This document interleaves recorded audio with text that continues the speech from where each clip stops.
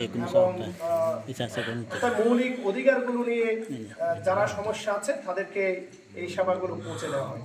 আজকে এখানে যারা আছেন আপনাদের প্রতি একটা অনুরোধ, ছোট ছোট বাচ্চারা, ছোট ছোট ছেলেমেয়েরা, আপনারা পড়ালেখা করেন, শিক্ষিত হবেন, দেশকে পরিবর্তনের জন্য আপনারা ভূমিকা রাখবেন।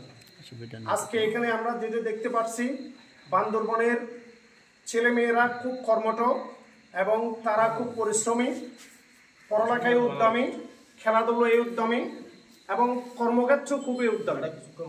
আপনাদের এই কর্মকাণ্ড আমি খুবই অবাক এবং প্রশংসা করি সব জায়গায়। তো আপনারা এগিয়ে যাবেন।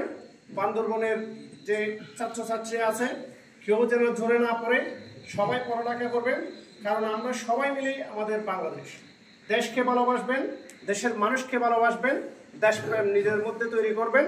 এই দেশপ্রেমেই আপনাদেরকে অনেক দূরে এগিয়ে নেবে।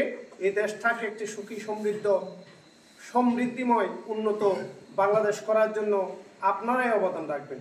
তো আপনাদের প্রতি বিনীত অনুরোধ, আপনারা যারা এই কার্যক্রমগুলো করছেন আরও বেশি বেশি সেবা কার্যক্রম করবেন, কারণ এখানে বান্দরবনে প্রচুর অনাথালয় আছে, অনেকগুলো প্রান্তিক লেভেলের লোক আছে। আপনাদের এই সেবা কার্যক্রম নিয়ে অনেকেই উপকৃত হচ্ছে। আপনারা ইতিমধ্যে অনেক কার্যক্রম করেছেন, এর অ্যাওয়ার্ডও পেয়েছেন।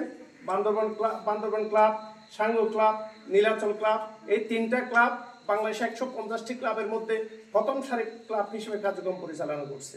এই জন্য আমি বান্দরবনের যে তিনটা ক্লাব কার্যক্রম চালাচ্ছে তাদেরকে ধন্যবাদ এবং কৃতজ্ঞতা জানাচ্ছি।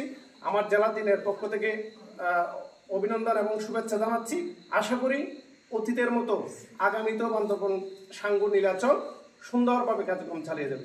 আজকে সাঙ্গু ক্লাবকে স্পেশাল ধন্যবাদ আমাকে দাওয়াত করার জন্য এবং সুন্দর একটা প্রান্তিক লেভেলের লোকদেরকে নিয়ে সেবা কার্যক্রম পরিচালনা করার জন্য। আসসালামু আলাইকুম।